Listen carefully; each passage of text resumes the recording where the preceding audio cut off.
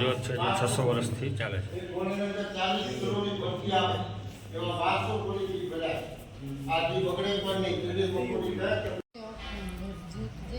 આ યજ્ઞ સતત એમને ચાલુ હોય છે। આમાં ઘીની આહુતિ અમાય છે, જ્યાં કળશ દ્વારા આમાં ઘીની આહુતિ થાય છે।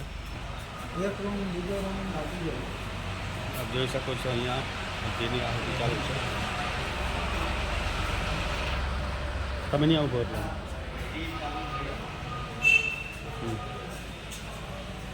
અમે બધા યાત્રાએ જઈએ છીએ, દર્શન માટે આવ્યા છીએ શ્રી કામનાથ મહાદેવ ઘી ભંડાર, જ્યાં 3 રૂમ ઘીના ભરેલા છે। આ એક રૂમ, આ બીજો રૂમ અને આ ત્રીજો રૂમ। એક રૂમ આપણે જોયો, આ ત્રીજો રૂમ છે। આ ત્રીજા રૂમમાં આપ જોઈ શકો છો હજારોની સંખ્યામાં માટલા ઘીના ભરેલા છે। હજારો વર્ષથી આ ઘીના ભરેલા છે અને ભગવાનની કૃપા એવી છે કે કોઈ પણ ઘીમાં દુર્ગંધ નથી આવતી, માખી નહીં, મચ્છર નહીં, કૂતરા ના બોટે, અને કોઈ પણ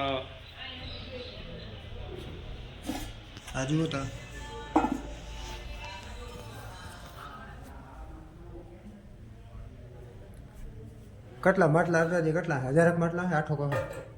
800 થી 1000 માટલા। એવા 4 રૂમ ભર્યા। એમાં ગમે એ રૂમની અંદર માટલું ખોલીને જોવાની છોડી, એકેય માટલાની અંદર દુર્ગંધ ના આવે, માખી નહીં, મચ્છર નહીં। અને આવા 4 રૂમ ભર્યા। આવા 4 રૂમ છે, એવડો લગભગ 20 બાય 20 ના આવે આખા।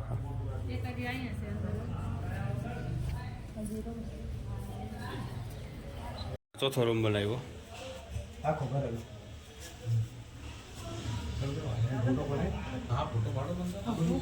હા, બધું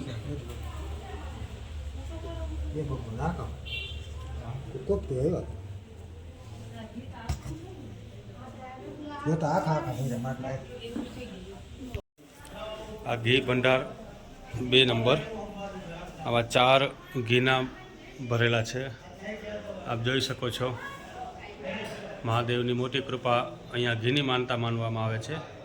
કોઈ પણ શ્રદ્ધાળુઓને, કોઈ પણ ભક્તોને પોતાની માનતા પૂરી થાય એટલે અહીંયા પોતાની ઈચ્છા અનુસાર જે પણ એમને ઈચ્છા હોય એ અહીંયા ઘી ચડાવે છે। આપ જોઈ શકો છો આ ઘી, આ ખુલ્લા માટલા પડ્યા છે, આમ તો બધા ઢાંકેલા છે ભાઈ, 1-2 આમ જોઈ શકો છો। આમાં નથી કોઈ દુર્ગંધ આવતી કે નથી,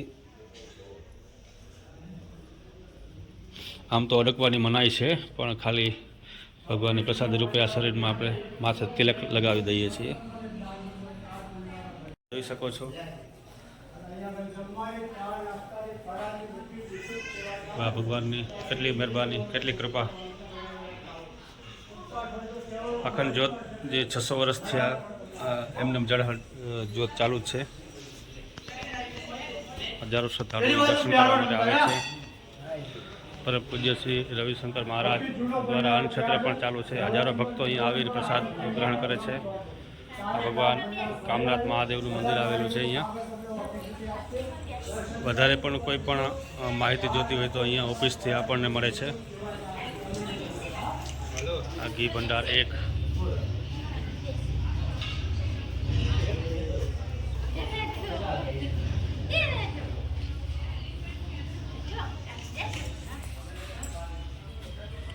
કામનાથ મહાદેવ